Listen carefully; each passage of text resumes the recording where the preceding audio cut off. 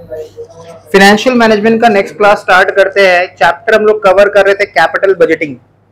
तो capital budgeting में हम लोगों ने कुछ पे बैक पीरियड वाला सम्स कर लिया था। अभी हम लोग आ जाते हैं स्कॉलर का page number 330, right, page number 340, question number 9। ये एग्जाम 2012 में आया हुआ क्वेश्चन है, एग्जाम में क्वेश्चन आ चुका है। देखो इसमें हम लोग को निकालना क्या है, तो इस क्वेश्चन के सामने ही ना तुम एक फॉर्मूला लिख लो अपना स्कॉलर बुक में। इसी क्वेश्चन के आसपास में एक फॉर्मूला लिख लो, लिखो पे बैक रेसिप्रोकल। रेसिप्रोकल का मतलब होता है उल्टा, रिवर्स।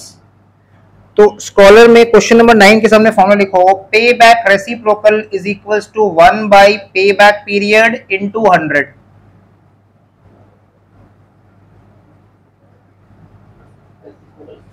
ठीक है, पे बैक रेसिप्रोकल का फॉर्मूला सम नंबर 9 के सामने ही लिख लो स्कॉलर में, 1 by pay back period into 100।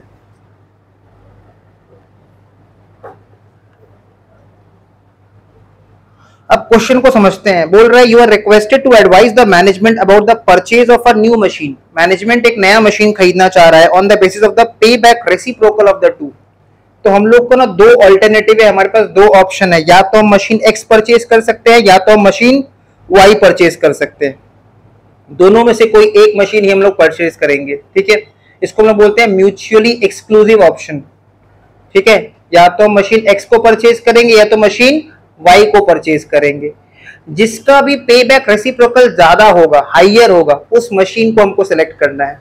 कौन सा मशीन सेलेक्ट करेंगे? जिसका भी पे बैक रेसिप्रोकल हाइयर होगा। तो मशीन एक्स का भी पे बैक रेसिप्रोकल निकालेंगे और मशीन वाई का भी निकालेंगे। जिसका भी पे बैक रेसिप्रोकल हाइयर आएगा of the to available alternative, उसको हम लोग सेलेक्ट कर देंगे और हम लोग अपना कमेंट लिख देंगे एंड में, बिकॉज हम लोग को एडवाइस देना है। मशीन एक्स का देखो इनिशियल आउटले मतलब इनिशियल आउटफ्लो, मशीन का दाम कितना है? मशीन एक्स का 2 लाख और उसका एस्टिमेटेड लाइफ कितना है? 10 साल। और उससे आने वाला कैश फ्लोज कितना है? हर साल 25,000। तो मशीन एक्स से देखो हर साल 25,000 रुपया आएगा और मशीन एक्स का दाम 2 लाख रुपया है। तो कितना साल में मशीन एक्स में लगा हुआ पैसा रिकवर हो जाएगा? 8 साल। बात समझ में आ रहा है?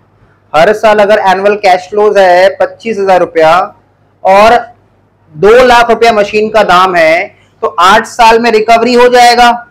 जो भी हम लोग का कैपिटल लगा हुआ है मशीन में, उसका रिकवरी 8 साल में हो जाएगा। सिमिलरली देखो मशीन वाई का कॉस्ट कितना है? मशीन वाई का कॉस्ट चेक करो क्वेश्चन में। मशीन वाई का कॉस्ट क्वेश्चन में दिया हुआ है 3 लाख और उसका एस्टिमेटेड लाइफ दिया हुआ है 14 साल और हर साल उससे कितना सी फैट आएगा? एनुअल सी फैट 30,000। तो एक चीज सोचो, हर साल अगर 30,000 आएगा और मशीन वाई का दाम 3 लाख है, तो कितना साल में रिकवरी हो जाएगा? 10 साल में। तो ये जो हम लोग रिकवरी हो जाएगा कितना साल में, जो हम लोग बता रहे हैं, इसी को बोलते हैं पे बैक पीरियड। तो पहले हमको दोनों मशीन का इंडिविजुअली पे बैक पीरियड निकालना पड़ेगा, फिर हम लोग पे बैक रेसिप्रोकल निकालेंगे जो कि हमारा आंसर होगा। और पे बैक रेसिप्रोकल में जिस मशीन का पे बैक रेसिप्रोकल हाइयर होगा उसको हम लोग सेलेक्ट कर लेंगे और कमेंट में लिख देंगे। तो स्टार्ट करते हैं। पहले हम लोग निकालेंगे पे बैक पीरियड मशीन एक्स का। लिखो पे बैक पीरियड, ब्रैकेट में लिख दे रहे हैं मशीन एक्स। तो cost of machine divided by annual CFAT, that is cash inflows after tax. Annual cash inflows after tax. देखो कैश इनफ्लो मतलब कैश फ्लोज, तो इसको हम लोग शॉर्ट में सी फैट कहते हैं। ठीक है, तो मशीन का देखो कॉस्ट कितना है? मशीन एक्स का कॉस्ट कितना है? 2 लाख रुपया है और उससे जनरेट होने वाला कैश फ्लोज कितना है? हर साल उससे जनरेट होने वाला कैश फ्लोज 25,000 है। उससे जनरेट होने वाला कैश फ्लोज 25,000 है। इसका मतलब मशीन एक्स का पे बैक पीरियड कितना, 8 years। ठीक है, सिमिलरली हम लोग पे बैक पीरियड निकालेंगे मशीन वाई का, पे बैक पीरियड निकाल देंगे मशीन वाई का। तो cost of machine, machine Y का कॉस्ट कितना, divided by annual CFAT cash flows after tax, annual CFAT. तो मशीन का दाम है 3 लाख और हर साल जनरेट होने वाला इससे कैश फ्लोज कितना है, 30,000। तो कितना साल में रिकवरी हो जाएगा, पे बैक पीरियड 10 साल। अब सोचो अगर हमको क्वेश्चन में सिर्फ पे बैक पीरियड निकालने बोलता तो किस मशीन को सिलेक्ट करते, मशीन एक्स की मशीन वाई, मशीन एक्स को सिलेक्ट करते और आंसर लिख देते machine X should be selected as its pay back period is lower than that of machine Y, इतना लिख देते, आंसर खत्म हो जाता। बट हमको अपना आंसर किसके फॉर्म में देना है, पे बैक रेसिप्रोकल के फॉर्म में। और पे बैक रेसिप्रोकल का फॉर्मूला क्या होता है, 1 by pay back period into 100। तो बस अब हमको दोनों मशीन का पे बैक रेसिप्रोकल निकालना है एक एक करके। तो पहले हम पे बैक रेसिप्रोकल निकालेंगे मशीन एक्स का, पहले मशीन एक्स का पे बैक रेसिप्रोकल निकाल लेते हैं।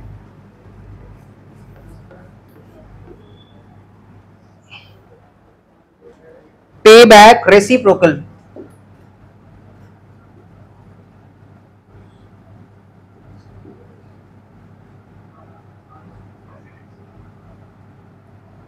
ब्रैकेट में लिख देंगे मशीन एक्स, फॉर्मूला क्या होता है 1 बाई, अच्छा रेसिप्रोकल का मतलब क्या होता है उल्टा। तो पे बैक पीरियड मतलब जैसे आया था मशीन एक्स का 8 मतलब 8/1, तो 8/1 का उल्टा क्या होगा 1/8, है ना। रेसिप्रोकल का मतलब क्या होता है उल्टा। तो पे बैक पीरियड मशीन एक्स का कितना आया था 8 years मतलब 8/1, तो उसका रेसिप्रोकल क्या होगा 1/8। तो वही फॉर्मूला बन गया 1 बाई पे बैक पीरियड और परसेंटेज के फॉर्म में आंसर लाने के लिए इंटू 100, आंसर को परसेंटेज के फॉर्म में लाने के लिए इंटू 100। तो 1/8 into 100 that is 100/8 that is 12.5%। कोई भी चीज अगर 100 से मल्टीप्लाई होता है तो वो परसेंटेज के फॉर्म में आता है। वैसे करके पे बैक रेसिप्रोकल निकालो अब मशीन वाई का, पे बैक रेसिप्रोकल निकाल लो फॉर मशीन वाई। तो इसमें भी 1 by pay back period into 100, तो बेसिकली 1/10 इंटू 100 जो कि आएगा 10%। अब हम लोग लिखेंगे कमेंट, उसको सेलेक्ट, उस मशीन को सेलेक्ट करेंगे जिसका पे बैक रेसिप्रोकल हायर है। तो कमेंट में लिखो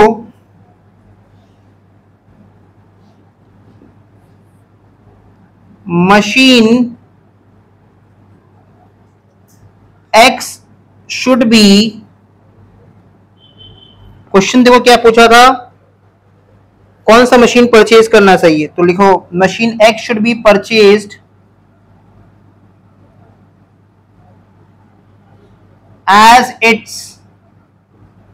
as its payback reciprocal, as its payback reciprocal is higher than that of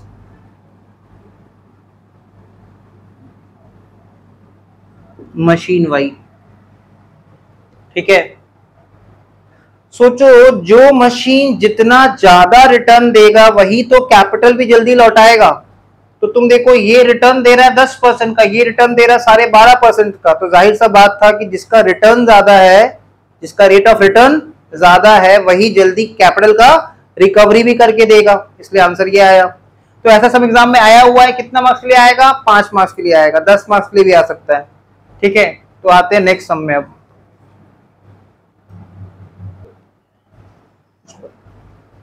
copy में हेडिंग दे देते हैं लिखो कॉन्सेप्ट ऑफ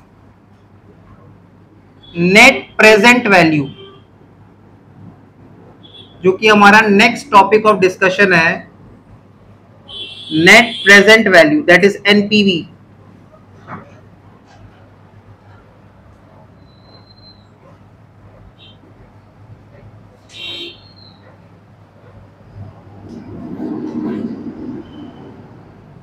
एनपीवी कैसे निकालेंगे, लिखो पहले इसमें हम लोग लेते हैं PV of cash inflows, present value of cash inflows, present value of cash inflows. इसमें हम लोग ऐड करते हैं present value of scrap inflow.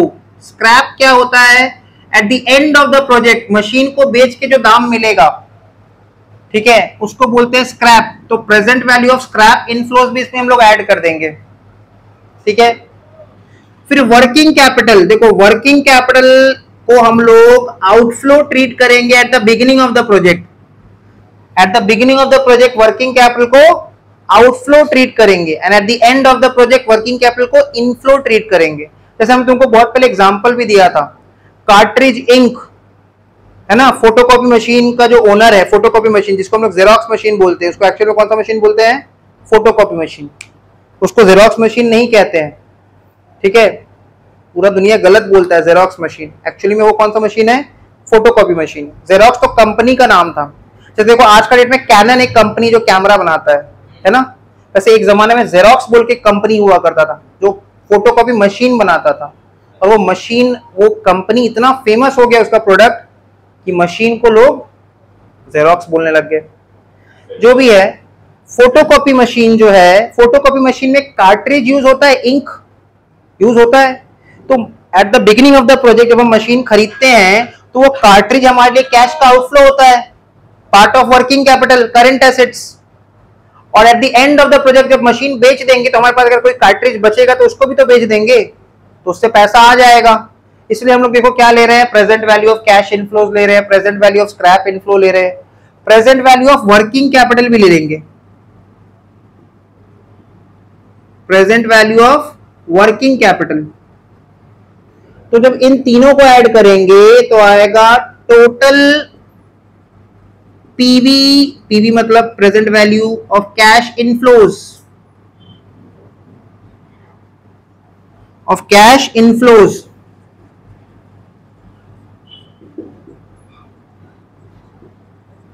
इससे हम लोग क्या लेस करते हैं, इनिशियल इन्वेस्टमेंट, जिसको हम लोग कॉस्ट ऑफ मशीन भी कहते हैं। Initial investment also known as cost of machine. इससे हम लोग वर्किंग कैपिटल भी लेस करते हैं। डाउट ये आ रहा है कि इधर तो पीवी पीवी पीवी लिखते गए, इधर पीवी क्यों नहीं लिखे? क्योंकि देखो मशीन तो हम आज के आज खरीद रहे हैं और आज के आज का जो वैल्यू है वही प्रेजेंट वैल्यू है। कैश इनफ्लोज तो फ्यूचर होता है, उसको प्रेजेंट में लेके आते हैं, बट मशीन तो आज के आज पैसा लगेगा। इसलिए वर्किंग कैपिटल भी अगर बिगिनिंग ऑफ द प्रोजेक्ट में लगेगा तो उसका पीवी निकालने का दरकार नहीं, जो वैल्यू दी है वही प्रेजेंट वैल्यू है। और अगर मिडिल में होगा तो पीवी निकालेंगे, वो एक स्पेशल सम हम लोग करेंगे अभी कुछ देर बाद। तो ये सिंपल सा फॉर्मेट है जिससे हमको पता चल जाएगा net present value.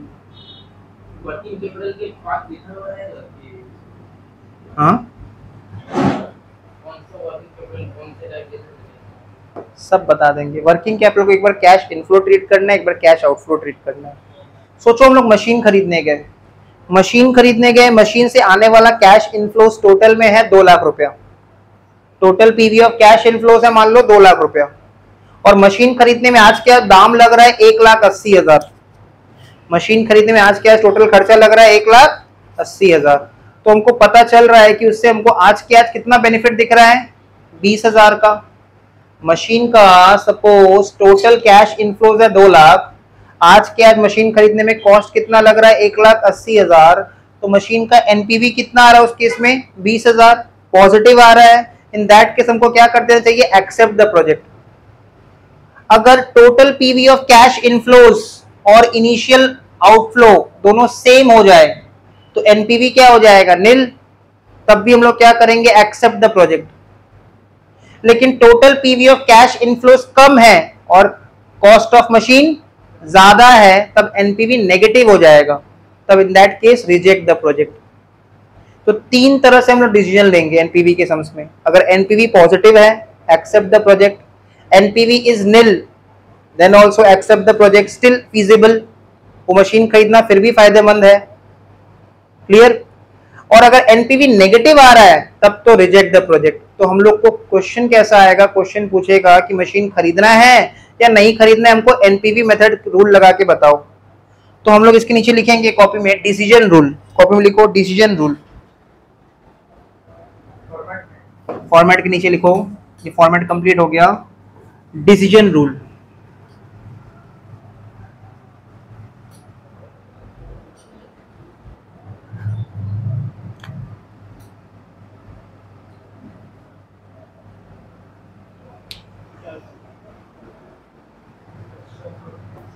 Decision rule लिखो, if NPV is positive,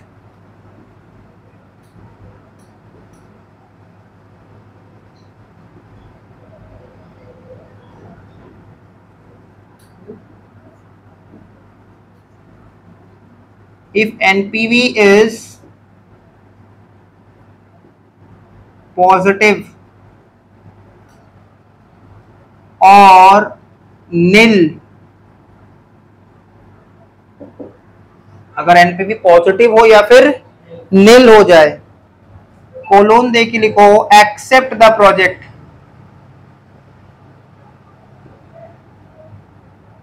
accept the project.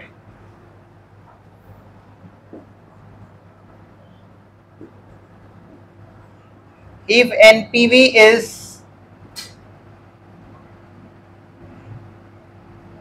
negative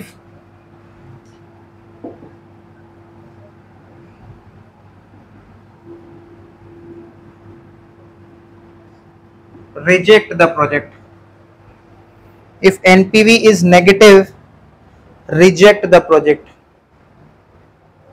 एक एग्जाम्पल करेंगे हम लोग पहले अपना, उसके बाद बुक का एग्जाम्पल करेंगे। लिखो एग्जाम्पल नंबर 1,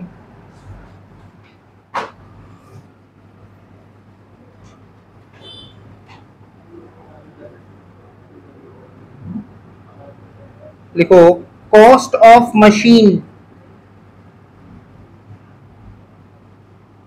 ₹1,00,000,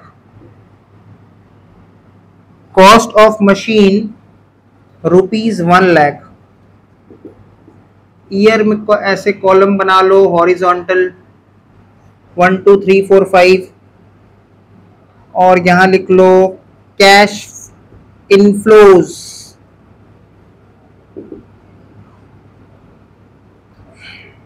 कैश इनफ्लोज। पहला में लिखो 70,000, दूसरा में लिखो 65,000, तीसरा में लिखो 85,000, चौथा में लिखो 40,000 और पांचवा में लिखो 90,000। ये सब आने वाला सालों में मशीन से आने वाला कैश इनफ्लोज है, ठीक है। उसके बाद लिखो डिस्काउंटिंग फैक्टर,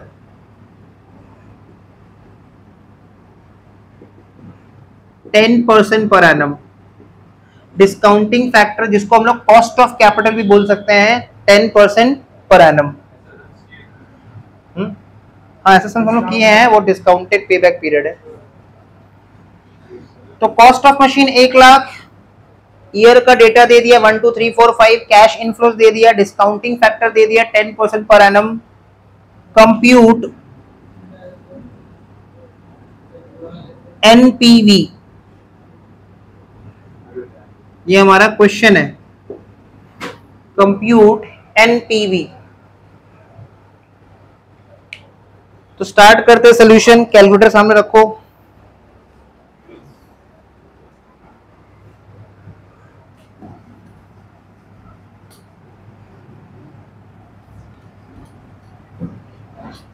सोल्यूशन में लिखेंगे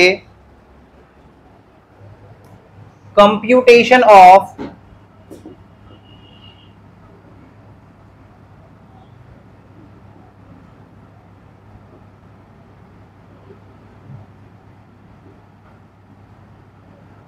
नेट प्रेजेंट वैल्यू। तो सबसे पहले एक ईयर का कॉलम बना लेंगे,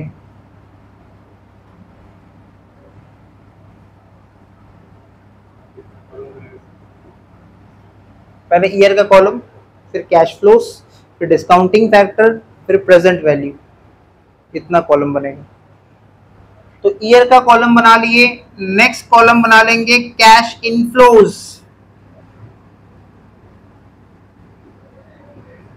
तो बताओ कितना कितना दिया था कैश इनफ्लोज? पहला 70,000 था, दूसरा 65, तीसरा 85, चौथा, पांचवा ये एक्सपेक्टेड कैश इनफ्लोज दिया हुआ है। अच्छा, जब हम लोग बोलते हैं ना ईयर 1, तुम बताओ कैश इनफ्लोज मशीन से आने वाला पैसा के बारे में हमको पता कब चलेगा? साल के एंड में कि साल के शुरुआत में? साल के एंड में, है ना? कितना पैसा आएगा ये तो साल के एंड में पता चलेगा। और अब मशीन कब खरीद रहे हैं? एट T0, टाइम 0, ईयर 0 पे मशीन खरीद रहे हैं, at the beginning of the year. और ये कैश इनफ्लोज कब आएगा? ये कैश इनफ्लोज आएगा आज से 1 साल बाद, ये आएगा आज से 2 साल बाद, ये आएगा आज से 3 साल बाद। व्हेन वी से आज से, आज मतलब T0, टाइम 0, ठीक है? T0 पे देखो हम कितना इन्वेस्टमेंट कर रहे हैं मशीन का। T0 पे मशीन कितना में खरीद रहे हैं? 1 लाख रुपया। तो हम देखेंगे कि जो फ्यूचर का कैश फ्लोज है, इसको अगर हम प्रेजेंट में खींचते हैं तो इसका प्रेजेंट वैल्यू कितना? तो इसको खींचने के लिए ना हमको एक रेट ऑफ इंटरेस्ट चाहिए, जो क्वेश्चन में जरूर दिया रहेगा। तो देखो दिया हुआ है डिस्काउंटिंग फैक्टर, है ना? हम लोग जब कंपाउंडिंग करते हैं ना तो कंपाउंडिंग फैक्टर होता है। जब हम लोग फ्यूचर वैल्यूज निकालते हैं ना तो कंपाउंडिंग फैक्टर यूज करते हैं। और जब फ्यूचर वैल्यूज, तो फ्यूचर वैल्यूज है ना, तो फ्यूचर वैल्यूज जब प्रेजेंट में लाएंगे तो डिस्काउंटिंग फैक्टर यूज करेंगे। तो लिखो next column discounting factor DF at the rate 10%। Calculator ले लो हाथ में।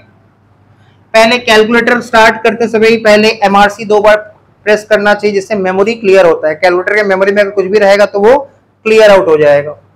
अब कैलकुलेटर में तुमको क्या करना है? 1 divided by 1.1, 1 divided by 1.1 equals to दबाएंगे ना, 1 डिवाइड बाई 1.1 इक्वल्स टू, तो पहला साल का डिस्काउंटिंग फैक्टर आएगा, कितना आ रहा है?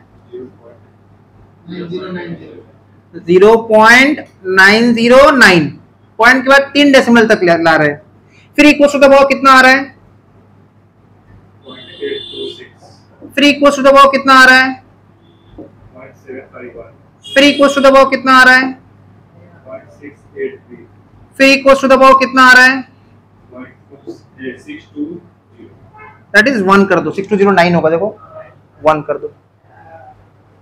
अब तुम देखो ये आया कैसे? रेट ऑफ इंटरेस्ट कितना था? 10% था, इसीलिए हमने बेस में 1.1 लिया है। ये 1.1 कैसे है पता है? ये तो प्रेजेंट वैल्यू है आज का 1 रुपया, और इस 1 रुपया में जब हम 10% ऑफ 1 रुपया जोड़ेंगे ना, तब ये बन जाएगा 1.1। तो 1 डिवाइड बाई 1.1 करने से देखो, हम जब कंपाउंडिंग करते हैं, बचपन में एक चीज सिखाया गया था, याद है? A is equal to P into 1 plus I to the power n। तो हम प्रिंसिपल के साथ में देखो कंपाउंडिंग फैक्टर को मल्टीप्लाई करते थे, तब जाके अमाउंट फ्यूचर वैल्यू आता था। आज फ्यूचर वैल्यू से तुमको प्रेजेंट वैल्यू निकालना है, इसलिए तुमको डिवाइड करना पड़ेगा। तो देखो 1 को डिस्काउंटिंग फैक्टर 1.1 से डिवाइड किए, और जब इक्वल्स टू प्रेस किए तो फर्स्ट ईयर का वैल्यू, दूसरा इक्वल्स टू प्रेस किए दूसरा साल का वैल्यू, तीसरा इक्वल्स टू प्रेस किए तीसरा साल का वैल्यू। अब मान लो किसी स्टूडेंट का इसका टोटल निकालना है, इसका टोटल को ना हम लोग बोलते हैं एन्युटी फैक्टर। सब समझ के रखो, इसका टोटल को क्या बोलते हैं? Annuity factor. इसका टोटल को क्या बोलते हैं? Annuity factor. तो टोटल निकालना तो कैसे करेंगे? फिर से शुरू से बता रहे हैं। कैलकुलेटर जब भी स्टार्ट करते हैं तो MRC प्रेस करते हैं, MRC 2 बार प्रेस करने से मेमोरी में जो भी रहेगा क्लियर, मेमोरी क्लियर। अब करो 1 डिवाइडेड बाई 1.1 इक्वल्स टू पहला साल का वैल्यू 0.909 इक्वल्स टू दूसरा साल का वैल्यू इक्वल्स टू तीसरा इक्वल्स टू चौथा इक्वल्स टू पांचवा। अब जीटी प्रेस कर दो, देखो टोटल आ जाएगा 3.79। अब तुम इसका टोटल क्या देखो 3.79 ही आएगा। तो कैलकुलेटर को यूज करने हम लोग को आना चाहिए, ठीक है, कैलकुलेटर का फंक्शंस को परफॉर्म करने आना चाहिए। हालांकि देखो अभी हमको एन्युटी फैक्टर का दरकार नहीं है, आगे चल के दरकार पड़ेगा, ठीक है। तो एन्युटी फैक्टर और डिस्काउंटिंग फैक्टर में डिफरेंस क्या है? Annuity factor is the total of discounting factor. Clear? Individual निकालें। अब आगे बढ़ते हैं नेक्स्ट। स्टूडेंट का डाउट आ रहा है कि सर हम पॉइंट पर 2 डेसिमल लेते तो क्या होता? कुछ नहीं, थोड़ा बहुत इधर होता, आंसर 5-10 रुपए इधर होता। उसका डाउट है 4 डेसिमल तक लेते क्या होता और अच्छा होता, ठीक है। 2 डेसिमल लेना है, 3 लेना है या 4 लेना है, ये तुम्हारा डिसीजन है। नेक्स्ट, प्रेजेंट वैल्यू निकाल दो। प्रेजेंट वैल्यू, अच्छा किस चीज का प्रेजेंट वैल्यू? कैश इनफ्लोस का। तो ये कैश इनफ्लोस का जो कॉलम है ना, इसके ऊपर हम एक ए लिख देते हैं। इसको इक्वल टू नहीं करके जैसे डायरेक्ट नहीं आएगा कैलकुलेटर में, नहीं आएगा कैलकुलेटर में। कैलकुलेटर का अपना कुछ लैंग्वेज होता है, उसका कुछ अपना फंक्शन होता है, वो अपना ही भाषा समझता है। इसको बोलते हैं मशीन लैंग्वेज। ये हम लोग खुद से अपने हिसाब से नहीं कर सकते, करके देख लो नहीं आएगा।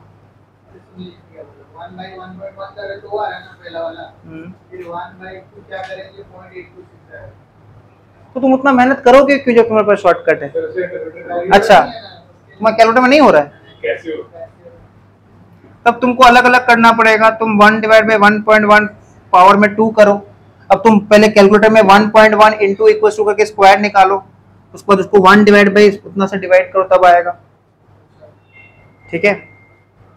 जैसे मान लो हम लोग किसी चीज का पावर में कुछ भी पावर निकालना है, जैसे तुम बताओ 27 का पावर में 9 है, या चलो थोड़ा गंदा वाला फिगर देते हैं, 27 का पावर में 11 है, कैसे निकालेंगे? क्या कैलकुलेटर में निकल जाएगा? निकल जाएगा।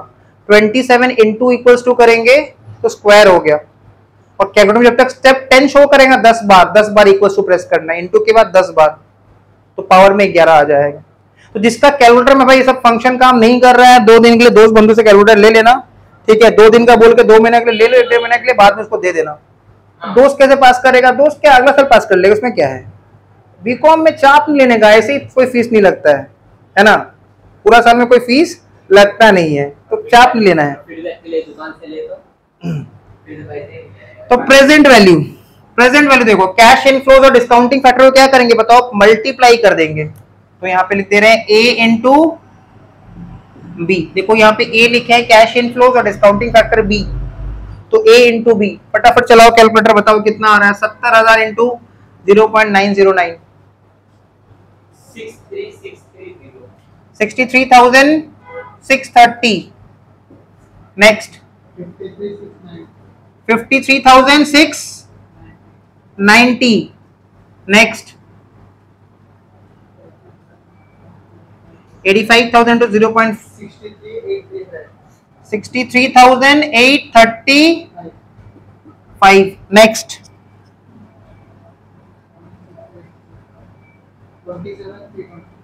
27, अच्छा 27,320। नेक्स्ट मल्टीप्लाई कर रहे हैं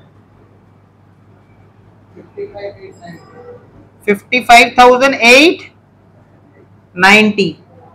अब क्या करना है? ये सारा प्रेजेंट वैल्यू को ऐड कर लो, सम अप कर लो। तो रुक जाओ ना बाबू, तुम सुनो तो मेरा बात, सुन तो लो मेरा बात, ये सब कैलकुलेटर में हो जाएगा।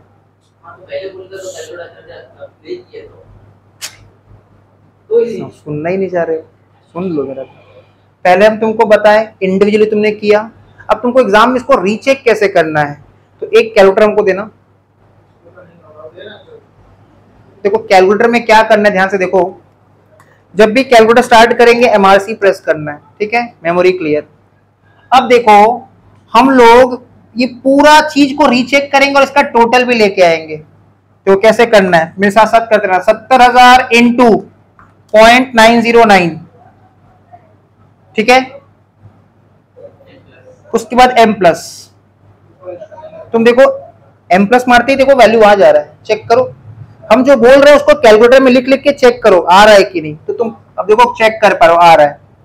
अब करो 65,000 इंटू 0.826 एम प्लस, देखो आ रहा है वैल्यू 53,690। क्रॉस चेक भी हो रहा है और एडिशन भी होते जा रहा है कैलकुलेटर में, ठीक है।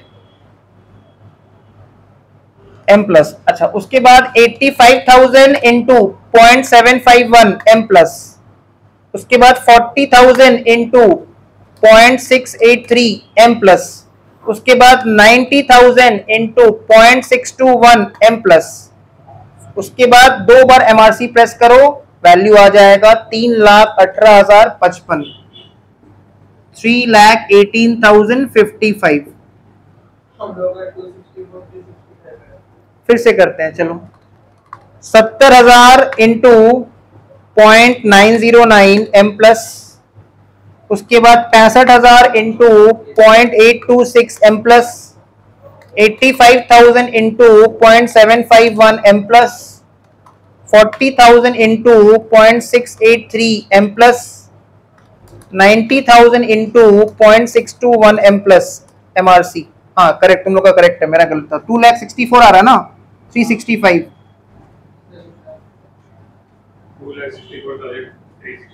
हाँ शायद हमने 2 बार कहीं पे एम प्लस, अगर हम लोग गलती से 2 बार एम प्लस प्रेस कर देंगे ना तो डबल हो जाएगा, ठीक है। तो तुमको यह ध्यान रखना है एम प्लस एक ही बार प्रेस करना है। तो 2,64,365, तो समझ में आया। तो तुम देखो जब कैलकुलेटर तुम्हारे पास रहेगा ना, एक तो गलती होने का चांसेस बहुत कम हो जाता है, कैलकुलेटर सही से चलाना है, ठीक है। अब इसमें भी एक प्रॉब्लम है, अगर तुमने 2 बार डबल एम प्लस प्रेस कर दिया कहीं पे, मतलब वो डबल हो जाएगा, तो ध्यान से एक ही बार प्रेस करना है। तो ये आ गया 2,64,365। इसके सामने लिख देंगे total PV of cash inflows. देखो तो इस सब में कोई स्क्रैप के बारे में बताया था, कोई वर्किंग कैपिटल बताया था नहीं, सिंपल सम से एकदम। तो total present value of cash inflows से हम लोग क्या करेंगे, इनिशियल इन्वेस्टमेंट, इनिशियल इन्वेस्टमेंट कितना, 1,00,000 रुपया मशीन का दाम, 1,00,000 रुपया माइनस कर देंगे, ठीक है। 1,00,000 रुपया माइनस कर देंगे तो एनपीवी आ जाएगा। देखो एनपीवी पॉजिटिव आ रहा है, 1,64,365। और नीचे कमेंट लिख देंगे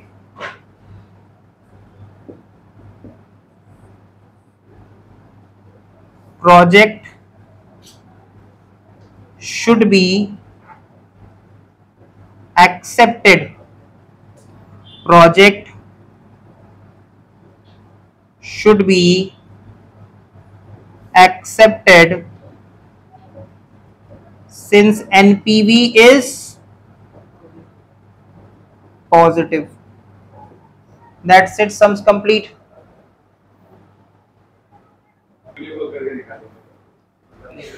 देखो क्वेश्चन नंबर 11 में आ जाते हैं, थोड़ा पेज नंबर बताना स्कॉलर का।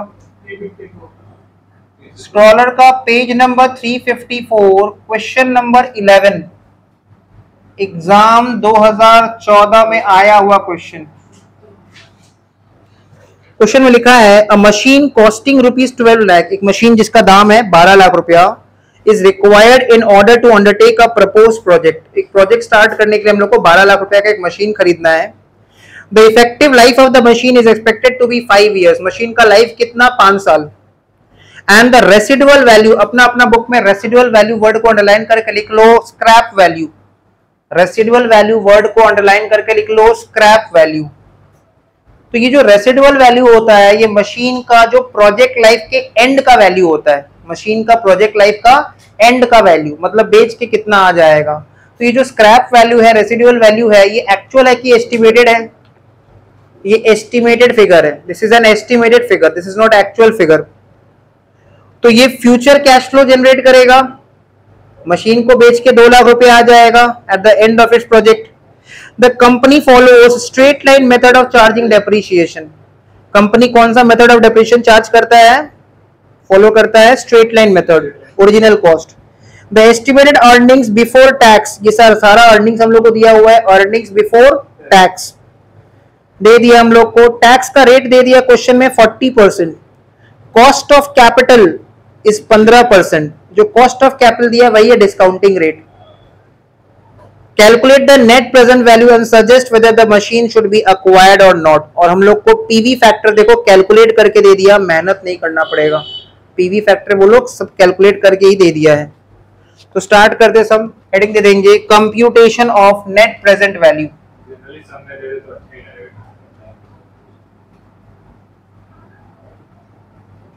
हाँ दे तो ठीक है, नहीं दे तो निकालना आना चाहिए। Computation of net present value that is NPV. तो देखो एनपीवी कैसे निकालेंगे, पहले तो ईयर का कॉलम बना लेना, 1 2 3 4 5। नेक्स्ट कॉलम बनाएंगे earnings before tax, earnings before tax जो कि दिया हुआ है क्वेश्चन में 4,80,000, 5,60,000, 6,40,000, 4 लाख एंड 3,20,000। तुम देखो हमने तुमको पहले भी बता रखा है, डेप्रीशिएशन हम लोग क्या करते हैं, पैट में डेप्रीशिएशन ऐड करते तो कैश फ्लो आता है। तो यहां तो हम लोग को ईबीटी दिया हुआ है, दैट इज पीबीटी दिया हुआ, अर्निंग बिफोर टैक्स या फिर प्रॉफिट बिफोर टैक्स। तो अर्निंग बिफोर टैक्स से हम लोग क्या करेंगे, पहले टैक्स लेस करेंगे एट द रेट 40%, टैक्स निकालेंगे एट द रेट 40%। तो 4,80,000 का 40% करो, कितना आ रहा है 1,92,000। 5,60,000 का 40% करो, कितना आ रहा है 2,24,000। 6,40,000 का 20% कितना आएगा 2,56,000।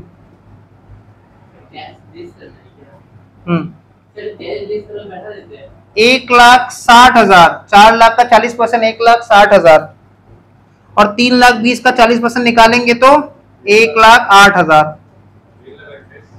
28 होगा, हाँ 1,28,000। ठीक है, अब देखो क्या करेंगे, अर्निंग बिफोर टैक्स से जब टैक्स लेस करेंगे तब जाके हम लोग को आएगा अर्निंग्स आफ्टर टैक्स। तो ये जो अर्निंग बिफोर टैक्स है ना, इसका एक नाम दे दो ए, टैक्स का नाम दे दो बी, कॉलम का नाम दे दो बी, और अर्निंग्स आफ्टर टैक्स को लिख दो C, and C is equals to A minus B. तो 4,80,000 में से 1,92,000 माइनस करो, कितना आ रहा है 2,88,000। 5,60,000 में से 2,24,000 माइनस कर दो, कितना आ रहा है 3,36,000। 6,40,000 में से 2,56,000 माइनस करो, कितना आ रहा है 3,84,000। 4 लाख में से 1,60,000 माइनस 2,40,000, 3,20,000 में से 1,28,000 माइनस,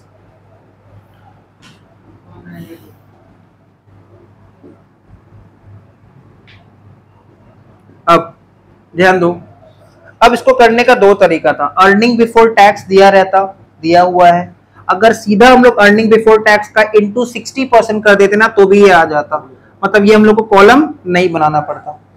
क्लियर? तो हम लोग कॉलम बना के भी कर सकते हैं और कॉलम को अवॉइड करके भी कर सकते हैं।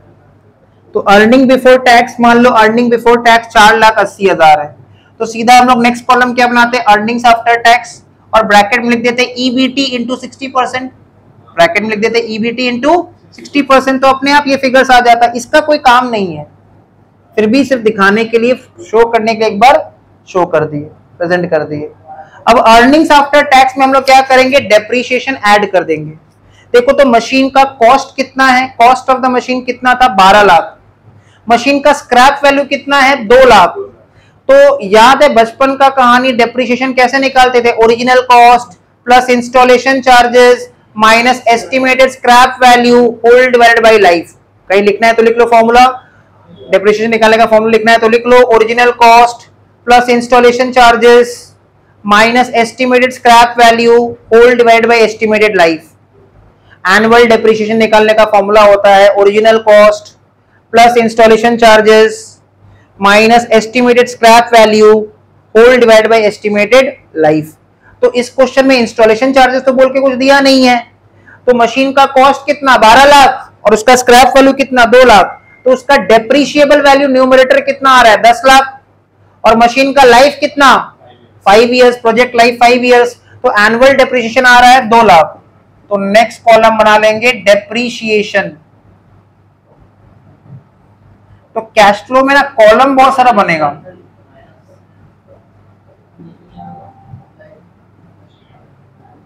मशीन 12 लाख का था, 12 लाख में से स्क्रैप वैल्यू 2 लाख माइनस करेंगे तो 10 लाख आएगा डेप्रीशिएबल वैल्यू, उसको 5 ईयर से डिवाइड करेंगे तो 2 लाख आएगा डेप्रीशिएशन।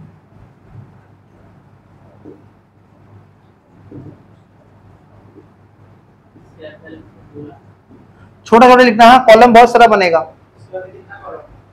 अब अर्निंग्स आफ्टर टैक्स और डेप्रीशिएशन को जब हम ऐड करेंगे तो डेप्रीशिएशन को हम लोग कॉलम का नाम दे देते हैं डी। तो नेक्स्ट कॉलम निकालेंगे कैश फ्लोज या कैश इनफ्लोज, जो कि हो जाएगा ई, और ई कैसे आएगा, E is equals to C plus D या डी प्लस सी, एक ही बात है। हाँ सी फैट, कैश फ्लोज मतलब cash flows after tax, CFAT. तो कैश फ्लोज कैसे आएगा, डी प्लस सी या सी प्लस डी, एक ही बात है। अर्निंग आफ्टर टैक्स में डेप्रिसिएशन ऐड कर देना है, सी प्लस डी कर देना। तो बेसिकली तुम देखो कैश फ्लोज पहले निकालेंगे, कैश फ्लोज कितना कितना आ रहा है बताओ। पहला वाला आ रहा है 4,88,000 इन दोनों को ऐड करने पे, दूसरा वाला आ रहा है 5,36,000, तीसरा वाला आ रहा है 5,84,000, चौथा वाला आ रहा है 4,40,000। देखो ऐड करते चल रहे हैं, और लास्ट वाला आ रहा है 3,92,000। नेक्स्ट कॉलम जो हम लोग बनाएंगे discounting factor, discounting factor at the rate 15%, तो लिख देंगे डीएफ एट द रेट 15%। कितना कितना दिया है बताओ, पहला साल का डिस्काउंटिंग फैक्टर कितना दिया है, तो जितना दिया है पूरा लेना है 0.8696, तो ऐसे लिख देते हैं 0.8696। दूसरा साल का दिया है 0.7561, फिर दिया है 0.6575,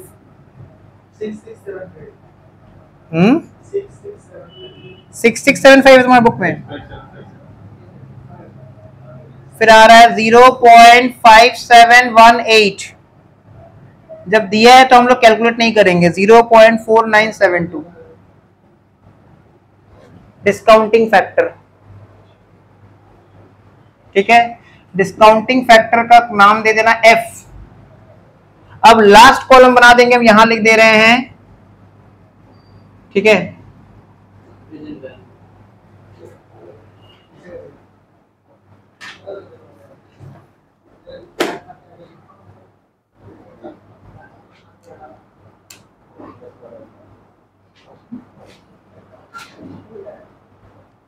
लास्ट कॉलम बना देंगे प्रेजेंट वैल्यू।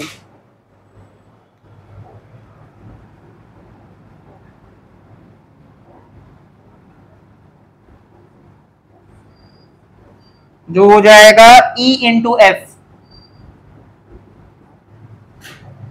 तो बताओ प्रेजेंट वैल्यू कितना कितना आ रहा है?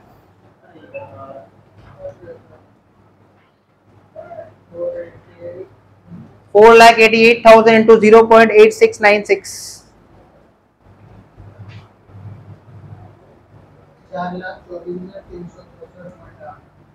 4,24,364.8, 365 ले लो।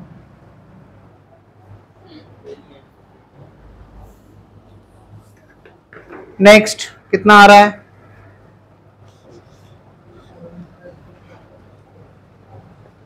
5,36,000 into 0.7561 कितना? 4,05,270। हाँ हाँ ठीक है 270। नेक्स्ट उसके बाद 5,84,000 into 0.6575,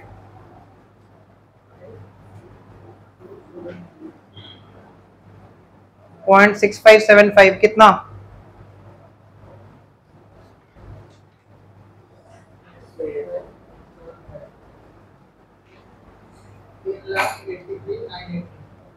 3,83,980। नेक्स्ट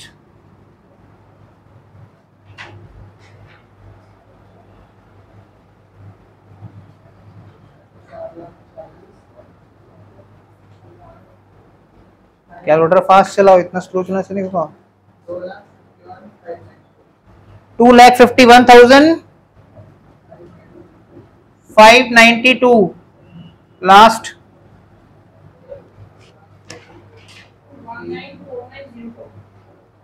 1,94,002 नहीं, इतना कम तो नहीं आएगा।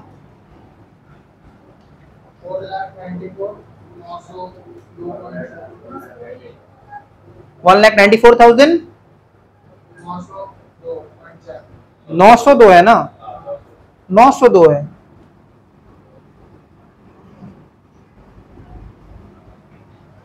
ठीक है, अब क्रॉस चेक कर लो एम प्लस वाला से और देखो कितना आ रहा है टोटल। क्रॉस चेक करो एम प्लस वाला सिचुएशन से। 16,60,000, 16,60,109। देखो ये आ रहा है 16,60,109 आ रहा है यहां तक। इसके सामने लिखेंगे ये है हमारा पीवी ऑफ कैश इनफ्लोस।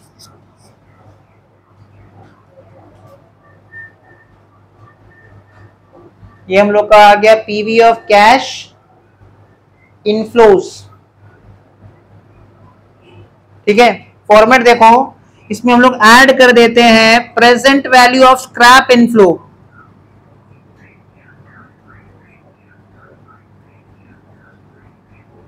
तो चेक करो तो स्क्रैप वैल्यू था कितना? 2 लाख। और ये स्क्रैप का पैसा बिजनेस के पास किस साल में आएगा? पहला साल की आखिरी साल?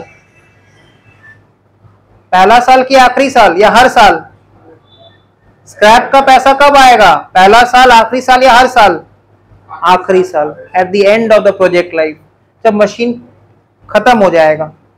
तो उस टाइम का देखो लास्ट ईयर का डिस्काउंटिंग फैक्टर कितना है? 0.4972। लास्ट ईयर का डिस्काउंटिंग फैक्टर कितना है? 0.4972। तो कितना आ रहा है बताओ? 0.4972 कितना आ रहा है? 99,440। कहने का मतलब ये है कि स्क्रैप वैल्यू जो मिलेगा हमको 5 साल बाद 2 लाख, अगर वो आज मिल जाए तो आज कितना मिलेगा?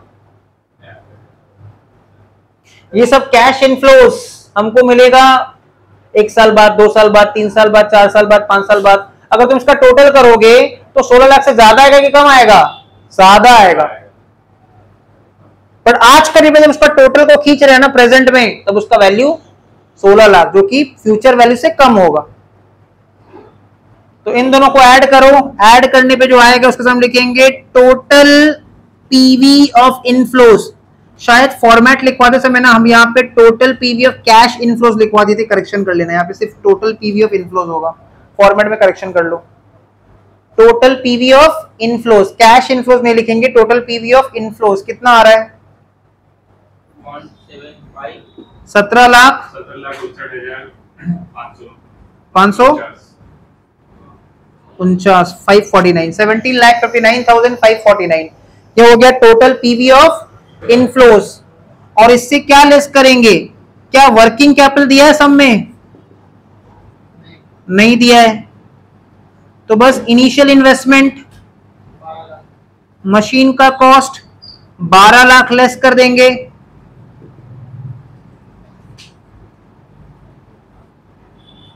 तो एनपीवी आ जाएगा। कितना आ रहा है एनपीवी? 5,59,549। तो ये हमारा सम्स कंप्लीट हो गया। आप नीचे कमेंट लिख दो, लिखो कमेंट, नीचे लिख देना comment.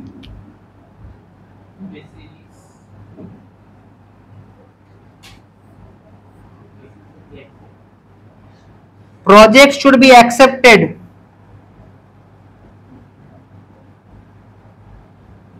Project should be accepted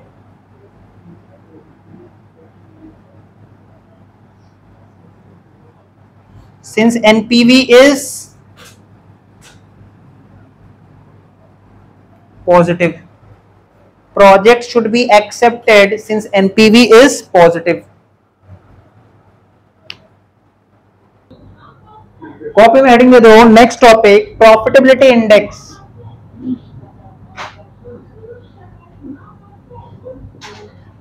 profitability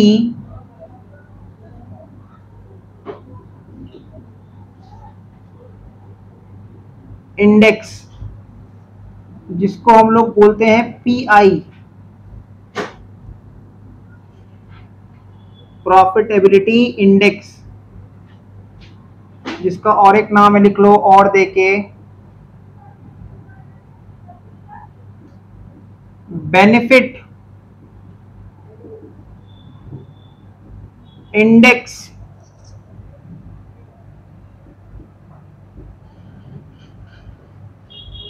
cost ratio.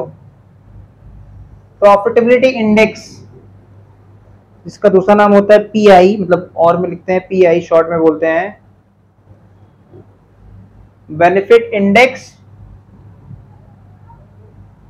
Cost ratio.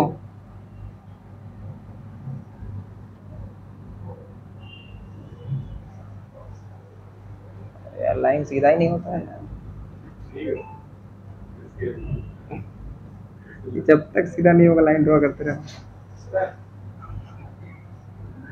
लिखो इसका फॉर्मूला लिखो। देखो एनपीवी क्या होता है? Total PV of inflows less initial outflow, या total PV of outflow. Initial outflow मतलब पीवी, पीआई में हम लोग डिवाइड कर देते हैं माइनस की जगह, बस इतना ही है। मतलब एक चीज सीख गए, अब दूसरा चीज अभी तुरंत सीख जाएंगे। तो लिखो total PV of inflows divided by total PV of outflows।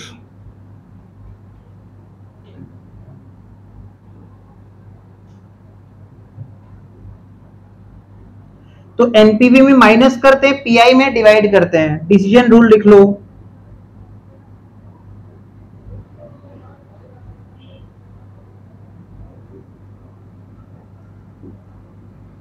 If PI is more than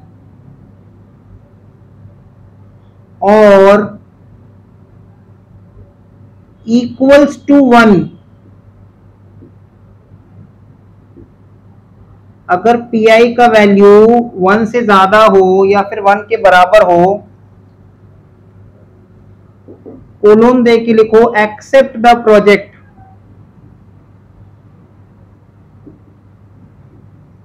accept the project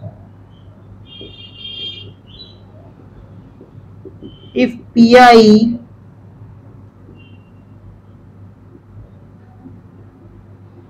is less than 1, reject the project.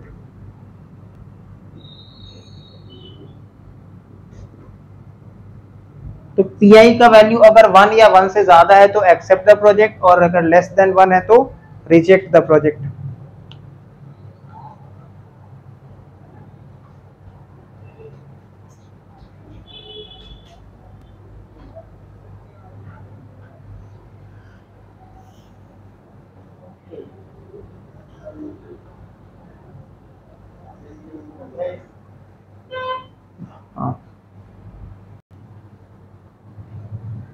तो स्कॉलर का पेज नंबर 362 में आ जाते हैं. क्वेश्चन नंबर 28 एग्जाम में आया हुआ क्वेश्चन, और इसमें देखो 3 चीज पूछा है. 3 चीज हम लोग को कैलकुलेट करके निकालना है.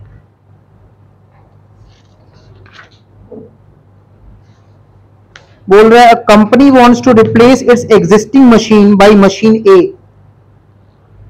कंपनी अपना एग्जिस्टिंग मशीन को मशीन ए से रिप्लेस करना चाहता है, which is of similar kind, और बाय मशीन बी.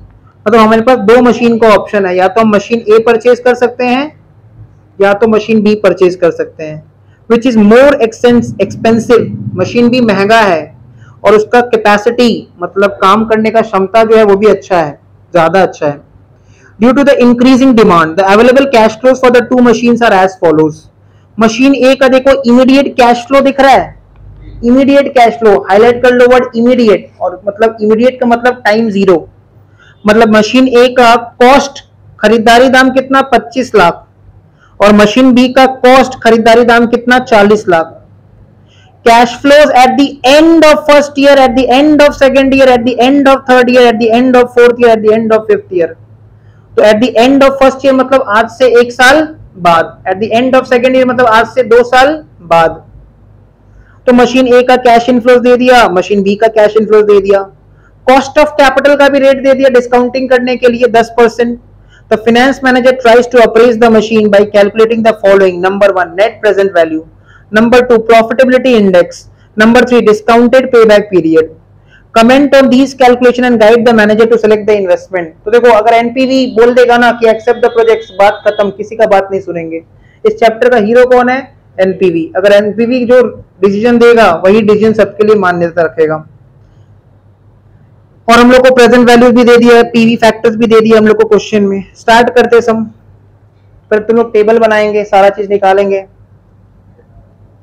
तो टेबल में पहले लिखो ईयर, तीनों एक बार निकाल देंगे एक ही टेबल में से. ईयर 1 2 3 4 5. अच्छा यहां पे ना मशीन एक्स का और मशीन वाई का दोनों का सेपरेट सेपरेट निकलेगा. हाँ मतलब एक टेबल हम लोग बनाएंगे पहले मशीन एक्स का, तो मशीन एक्स वाला हम क्लास में करवा देंगे और मशीन वाई वालों को होमवर्क दे देंगे, और अकॉर्डिंगली तुम लोग होमवर्क कंप्लीट करके सम्स को कंप्लीट कर लेना. तो ईयर में लिखेंगे कैश फ्लोज या कैश इनफ्लोज, वही मशीन ए. एक्स का मतलब ए और वाई का मतलब बी. ठीक है, कैश इनफ्लोज. तो देखो पहला साल में मशीन ए का कोई कैश इनफ्लो नहीं है तो नील लिख दो, डैश दे दो. दूसरा साल में बोल रहा है 5 लाख, तीसरा में बोल रहा है 20 लाख, फिर 14 लाख. ये सब एक्चुअल कैश इनफ्लोज है कि एक्सपेक्टेड है? एक्सपेक्टेड है, एस्टिमेटेड फ्यूचर कैश फ्लोज. अब इसको क्या करेंगे, पीवी फैक्टर या डिस्काउंटिंग फैक्टर। देखो क्वेश्चन में पीवी फैक्टर दिया हुआ है, discounting factor at the rate कितना परसेंट है, 10%। ये कैलकुलेट करके दिया हुआ है। तो पहला साल का 0.91, दूसरा का 0.83, तीसरा का 0.75, चौथा का 0.68, पांचवा का 0.62। तो हम लोग क्या करेंगे, कैश इनफ्लोस को डिस्काउंटिंग फैक्टर के साथ मल्टीप्लाई कर देंगे।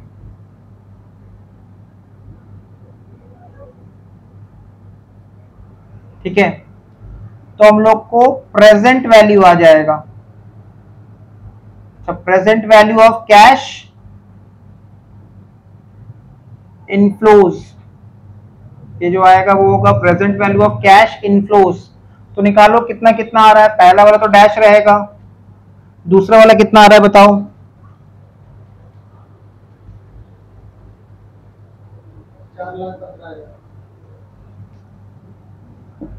4,15,000।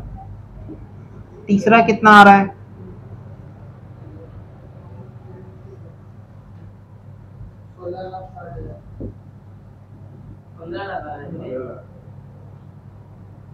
15 लाख आ रहा है ना, हाँ 15 लाख आएगा। चौथा कितना आ रहा है,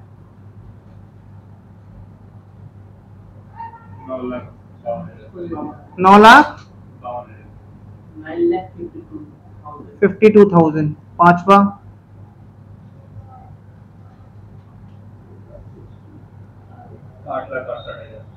8,68,000।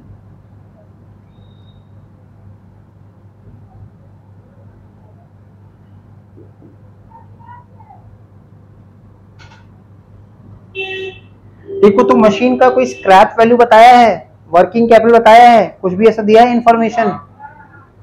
स्क्रैप वैल्यू भी नहीं दिया, वर्किंग कैपिटल भी नहीं दिया। तो यही हो जाएगा हम लोग का PV of cash inflows. Total करो कितना आ रहा है,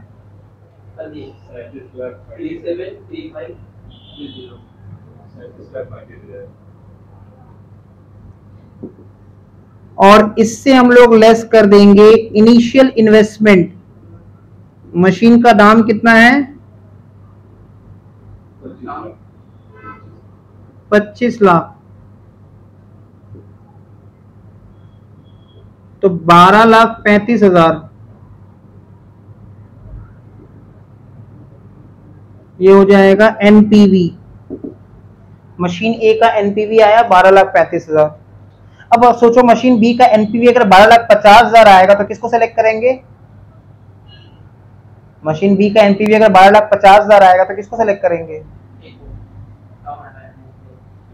बी को सेलेक्ट करेंगे। तुम देखो ना, कैश इनफ्लोस की आउटफ्लो है, जिससे पैसा ज्यादा आएगा उसको सेलेक्ट करेंगे ना। अब क्या करेंगे, एनपीवी के नीचे ना पीआई भी निकाल दो। तो पीआई का फॉर्मूला होता है total PV of cash inflows या inflows, total PV of inflows divided by total PV of outflows. तो मशीन ए का बताओ टोटल पीवी ऑफ इनफ्लोज कितना आ रहा है, ये रहा 37,35,000।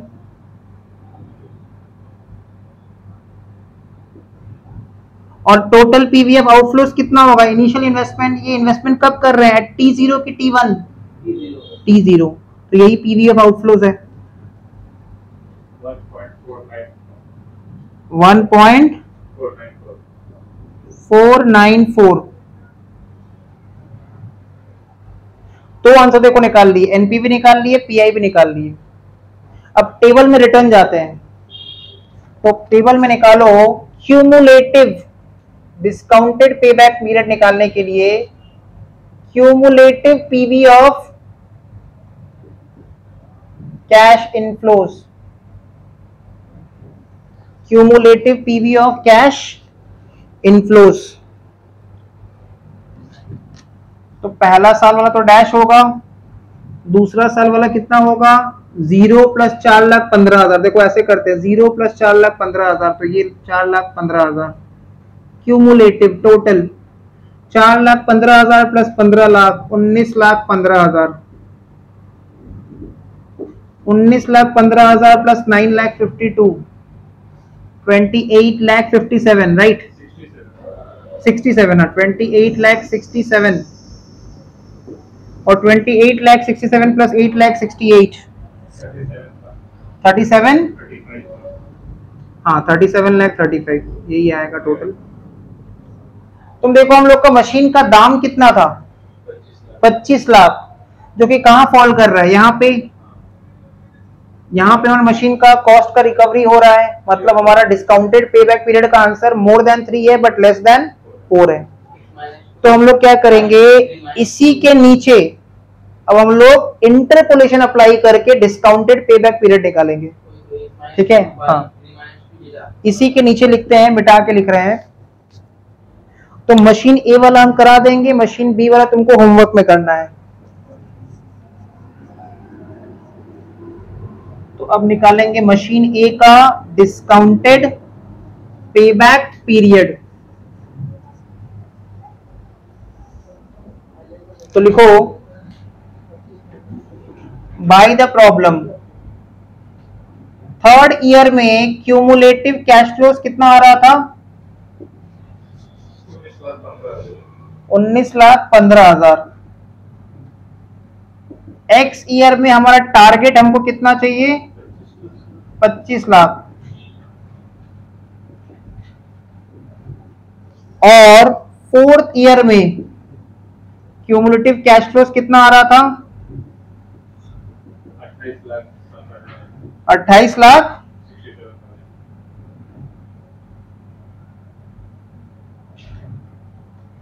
67,000। तो देखो इंटरपोलेशन का रूल क्या रहता है, हमेशा सेकंड माइनस फर्स्ट फिर थर्ड माइनस फर्स्ट। ठीक है, तो ये एरो बस समझने के लिए बनाए हैं, एग्जाम में नहीं बनाना है। अब लिखो और x minus 3 divided by 4 minus 3। अब इसके कॉरेस्पॉन्डिंग इसका वैल्यूज पुट करो। x का वैल्यू था 25 लाख और 3 का वैल्यू था 19,15,000। 28,67,000 माइनस 19,15,000 और x माइनस 3 4 माइनस 3 1 होता है। बताओ ये कितना आ रहा है न्यूमरेटर 25 लाख माइनस 19,15,000 5,85,000। तो न्यूमरेटर 5,85,000 मतलब 3 लाख 3 लाख कहां से आ रहा है 9,52,000।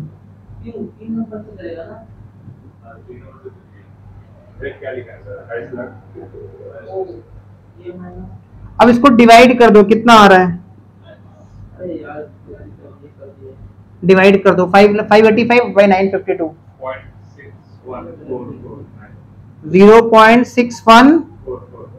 0.61 रहने देते, पॉइंट पर 2 डेसिमल।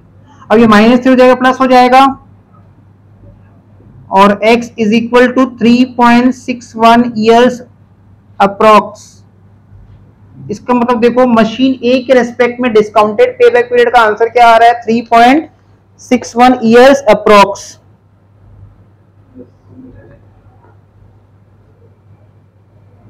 ठीक है, अब मशीन बी का तुमको खुद से निकालना रहेगा। मशीन बी का तुमको फिर से वो टेबल बनाना है, एनपीवी निकालना है, पीआई निकालना है, डिस्काउंटेड पेबैक पीरियड निकालना है। ये सम्स को तुम लोग कंप्लीट कर लेना।